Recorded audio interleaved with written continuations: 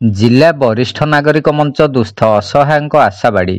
नयागढ़ जिला वरिष्ठ नागरिक मंच दुस्थ असहाय निराश्रय अवहेलित वृद्ध वृद्धांकर आशाबाड़ी भाव कार्य करियो बोली उपस्थित शताधिक वरिष्ठ नागरिक माने संकल्प नेइछंती।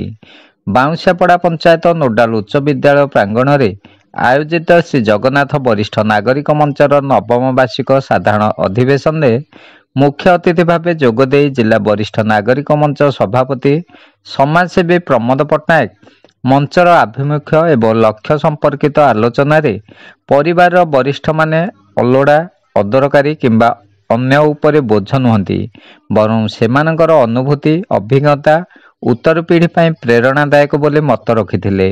निसंग असहाय सेवा जत्न देवा सेमानक घर को जाई आलाप आलोचना करी समय कटाइबा डाक्तरी चिकित्सा उपलब्ध कराइबा आमद प्रमोद पर विभिन्न स्थान बुलाई नेबा एवं सर्वोपरि जिला वरिष्ठ नागरिक मंच दुस्थ असहाय वरिष्ठंकर आशाबाड़ी भाव कार्य करियो बोले एक समर्पित स्वर रे उपस्थित समस्त सभ्य प्रकाश करथिले।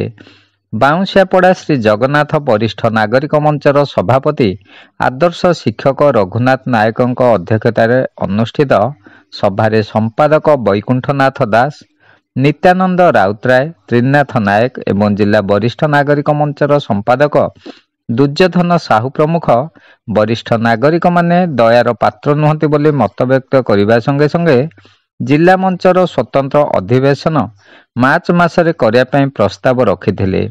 परिशेष आवाहक त्रिनाथ नायक धन्यवाद अर्पण करथिले। शिवनारायण दास रिपोर्ट खंडपड़ा वार्ता।